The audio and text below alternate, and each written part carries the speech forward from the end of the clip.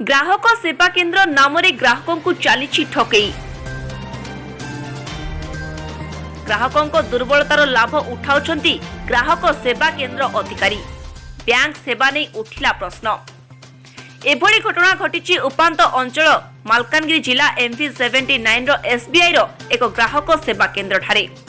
सूचना मुताबक भुवनपल्ली ग्रामर लाछी बेटा फेब्रुआरी 5 तारिख दिन निज जमा खातारू 1000 टंका उठेबा पई MV79 रो संजीता देवनाथ को ग्राहक सेवा केन्द्र को जाइथिले। मात्र सेठारे लाछांक सह होइथिला ठकामी। ग्राहक सेवा केन्द्र अधिकारी संजीता जमाकारी अजणतरे लाभ उठाई तांको जमा खातारू 10,000 उठाण करी लाछा को 1000 टंका देइथिले। लाछा को टंका दरकार थिबारु से पुणी थरे MV79 आसी टंका उठेबा बेले लाछा अकाउंट रे टंका नाही। से जेते बेले जमा खातार अपडेट कले सेते बेले जानिबा को पाइथिले जे तांको अजणतरे संपृक्त ग्राहक सेवा केन्द्र अधिकारी तांको जमा खातारू 10,000 टंका उठेई नै छंती। लाछा घटना विषय जानिबा परे ग्राहक सेवा केन्द्र रे जाई पचारिबारु से माने एपरि किछि करिनाहांती बोली लाछा को कहिसंती। एही घटना विषय स्थानीय लोके जानिबा परे ग्राहक सेवा केन्द्र परिसर रे दीर्घ समय धरी पाटितुंड हेबारु उत्तेजना सृष्टि होइथिला।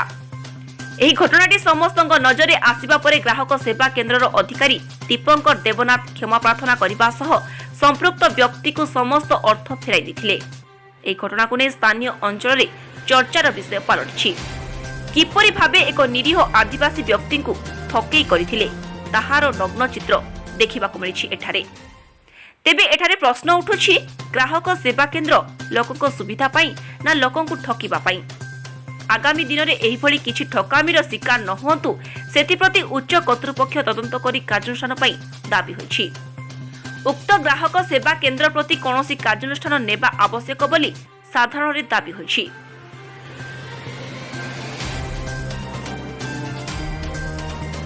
आउछि चिरंजीत वाला आउ अंके होचंती भुवनपल्ली ग्रामर सिंगा बेटी तांके किछि दिन पूर्व रे पैसा उठेबा पई जाइतिले हम MV79 स्टेट बैंक फ्रंट रे संजीता ग्राहक सेवा केन्द्र अछि जोते कि CSP कोआ जाय सेठी पैसा उठेबा पई तांके जाइतिले।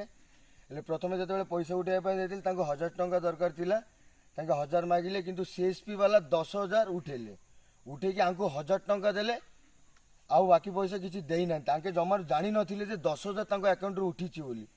देन तापरे आउ थरे पुणी थरे दिने गले 15 तारिख गले 15 तारिख जाइकी देखिला बेलकू तांको अकाउंट रे 9,000 कम अछि। तांके मिनी स्टेटमेंट मारी की देखिले जे टोटल 9,000 से दिन 10,000 उठीची किंतु तांको दिया जे 1,000 टंका आ 9,000 से तांके जानी नांती जमार 9,000 माने टोटली जानी नांती। हेले तांके जाकी 3-4 दिन पचारले तांको पछरे बुलले जे के नेला पैसा एमती मु तो आपन को देइथिले उठेबा पे किंतु आपन तो मते 1,000 टंका देले बाकी 9,000 एटी देखौची 10,000 उठीची बोली। हेले हम ग्राहक सेवा केन्द्र CSP तांके कहले जे जमार 10,000 उठिने 1,000 टंका उठिले मु तो आपन को सामना रे ही देली। तापर तांके पुणी थरे तांकू बैंक रे आसी की मिनी स्टेटमेंट मारी की देखिले बेल आउ थरे देखिले कि हां से दिन माने 5 तारिख दिन 10,000 उठीची। ताके आउ थरे जे कहले तांकू जे कोन एमती देखौची मिनी स्टेटमेंट मारला परे जे 10,000 से दिन उठीची।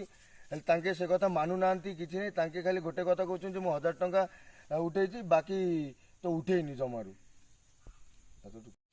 को ए सिंगा बेटी हम भाई दिने जाइतिला 5 तारिख रे जो पैसा उठाइबा पई संजीता तांकर ग्राहक केन्द्र रे से 1,000 टंका मागिलारू से 10,000 उठेई देकी ताको 1,000 दराई देला 9,000 से रखि देइसिनी। तापरे से पळाई आइला दिने मते डाकी नेला जे 15 तारिख रे टिके 10,000 टंका बैंक रे उठाइबा बोली।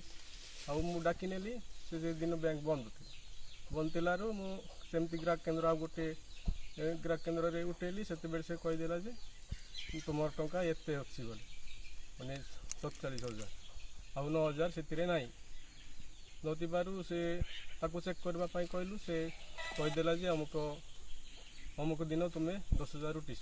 मालकानगिरी सुशांत महाराणा को रिपोर्ट BE न्यूज।